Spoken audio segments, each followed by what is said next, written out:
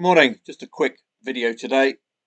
It was a break-even, slight loss yesterday, unless you got involved in a couple of the Italian matches. So let's take a look. This was a riskier play, Aston Villa and Brighton.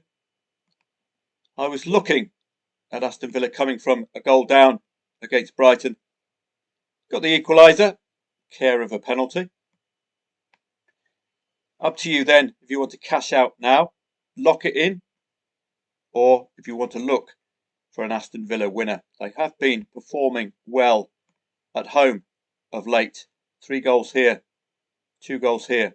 So the possibility of scoring a second goal is clearly indicated. That did come. Thankfully, we locked it in. You remember Guimarães? Exactly the same position. They got the winner, or what we thought was the winner. We cashed out, and the match ended up in a draw. Villa got the winner, or what we thought was the winner. We cashed out. The match ended in a draw. So that's a gentle reminder to you of the joys of locking in profit. That profit, I'm afraid, was negated by the loss on Chelsea. My personal perspective, I went in again at 2-0 up for Ipswich. And this could be the problem that Chelsea have. Too many riches. A little bit of tinkering with the Chelsea team yesterday may have just knocked it out of kilter a tad. João Felix getting a start, and Nkunku getting a start. Cavalry did come on in the 56th minute, 65th, 67th, 77th as well, bringing on the cavalry. Jackson, Sancho normally would have got a start there. The layout of the goals for Ipswich did suggest that Chelsea would do something here, but I did warn members. Just that little niggle about that 1-0 loss to the Arsenal, just suggestive of some defensive strength from Ipswich, or that they've been working on something defensively. Because if you can keep a side as solid as Arsenal, just a 1-0, you could do the same against what was or has been a faltering Christmas Chelsea. So a break-even-ish day yesterday, all dependent really on whether you got involved in Italian Serie A. Could have laid the draw second half. Como got a recent 2-0 win with 2 second half goals against Roma. Penalty missed as well. If you look at the circumstances of that, surely this guy will be keen to avenge that missed penalty, and indeed he did in the 49th minute. Could lay the draw second half, and I would encourage you to do so, particularly with our new low risk, low liability lay the draw strategy. More of that in 2025 if you attend a live stream. So, boom, off we go. Could have got another one, Cutrone, but that was offside. But very, very good performance from Cesc Fabregas's Como. He's pulling out some good results for them. I would like to see them stay up. It would be excellent. You're not expecting much against Inter Milan, but they did keep Inter honest. Second half goals. So they're a very good defensive side, this Como side. That excellent result against Ranieri's Roma. 2-2 draw against newly promoted Venezia, and a 1-1 against Monza. But they are on the improve. I wonder where they are in the standings, Como. It would be nice to see Cesc Fabregas start his managerial career with staying up in Serie A. They're 18th.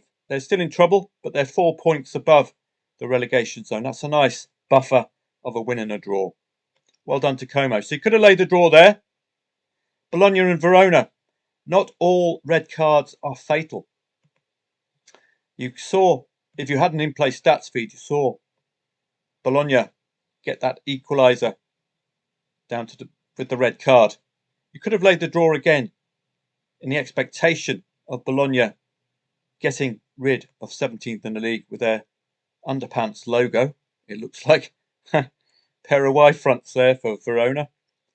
So you could have laid the draw. And the great thing about laying the draw in a match with a red carded side is if the 11 players score that winning goal.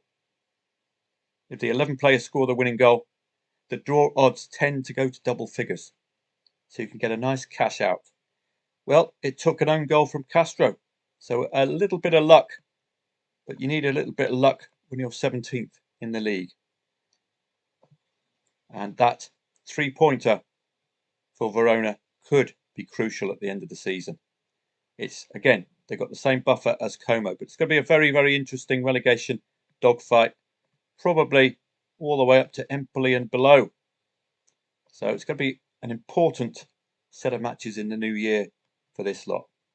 So it could have been a profitable day, but it was a loss for me yesterday. Marginal loss. And unlike other YouTubers, I do actually make losses, I'm afraid. I live in the real world. I don't live in the rose-tinted world where it's green, green, green all the way. But I've had an excellent Christmas if you've been following me. Take that. And don't forget, these are very marginal stakes. They're only 40 quid stakes. Now, if you can match your stakes to the increased betting bank, you can use the power of compounding. Get more stakes, better returns. So try that on for size, and it puts that Chelsea loss into a little bit of perspective, doesn't it? All the way to St Truden as well. 43 quid there. So not too shabby. We've been doing very well. There is absolutely nothing today unless you fancy the Scottish Championship, which I don't. Could be a tradable match. Got the hardy old Scots out, and the lower tiers in England. Solihull Motors, mate, are playing a bit later on against Tamworth. It's going to be a really good match there, mate. Yeah.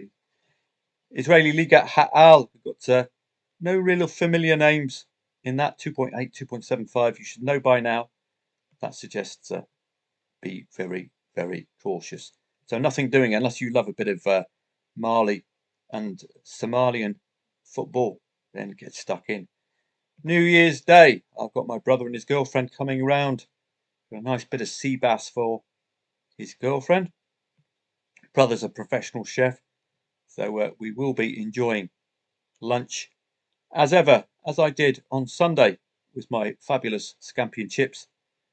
If I can get out at 3 p.m, I will hop on an ad hoc live stream. So do please make sure you like, comment and subscribe to the channel Football Trading Profits. The live stream was very profitable when I popped on it on Sunday the 29th. This was just off the cuff, so make sure you are subscribed so you can be alerted when I pop onto another one. It was very profitable indeed. Some of those greens I just showed you came from that live stream. 74 quid, how about a bit of that for your mince pie war chest? How about a bit of that? 60 quid. How about 41? And the first one of the day, 25. Not too bad for hopping on a Sunday live stream. No promises, of course, on New Year's Day. I am in this part of the world predominantly to look after and support my elderly parents. We've got a nice shower chair coming, so I've got to thank Guimares for that. And I've got some of those suction grip rails that you can stick onto a wall, so my dad can get some leverage when he's moving around, because his legs are very, very swollen and making movement incredibly difficult. All remains for me to say thank you very much to members of footballtradingprofits.com for being with me in 2024. I hope you're making some decent money, and we're making new distinctions with each session. Again, the watchword as ever: low risk, high return. That's the key to my success.